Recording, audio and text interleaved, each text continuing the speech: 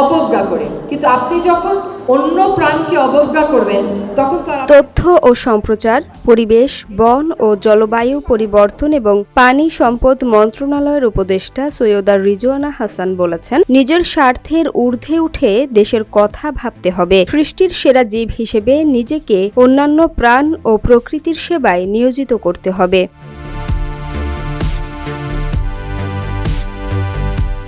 বুধবার ঢাকায় বেইলি রোডে ভিকারুননিসা নুন স্কুল অ্যান্ড কলেজের ৭৫তম জন্মদিবস উপলক্ষে roots to legacy platinum jubilee celebration অনুষ্ঠানে প্রধান অতিথির বক্তৃতায় বর্তমান ও সাবেক শিক্ষার্থীদের উদ্দেশ্যে তিনি একথা বলেন। স্কুল কর্তৃপক্ষ এবং স্কুলের অ্যালামনাই অ্যাসোসিয়েশনের যৌথ উদ্যোগে অনুষ্ঠানটির আয়োজন করা হয়।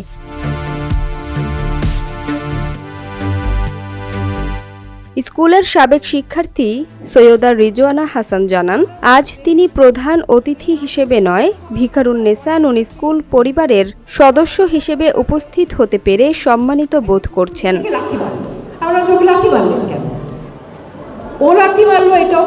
তিনি বলেন, এই স্কুল অসংখ্য যোগ্য ও স্বনামধন্য শিক্ষার্থী তৈরি করেছে। এই স্কুলকে যারা মহিমান্বিত করেছেন, শ্রম দিয়েছেন, সেই মানুষ গড়ার কারিগরদের প্রতি জানাই অশেষ শ্রদ্ধা।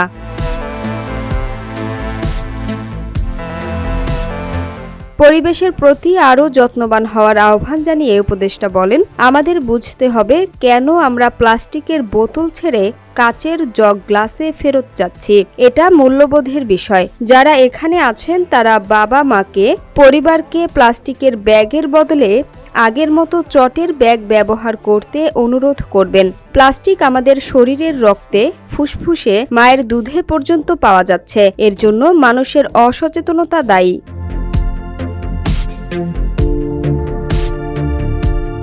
তিনি বলেন, আপনাদের রাজনীতি সচেতন হতে হবে, দেশের জন্য কাজ করতে হবে। ব্যক্তিগত জীবনের সফলতা শুধু ব্যক্তি ও পরিবার উদযাপন করে, কিন্তু সামাজিক ও রাষ্ট্রীয় জীবনের সফলতা সমাজ ও রাষ্ট্র উদযাপন করে।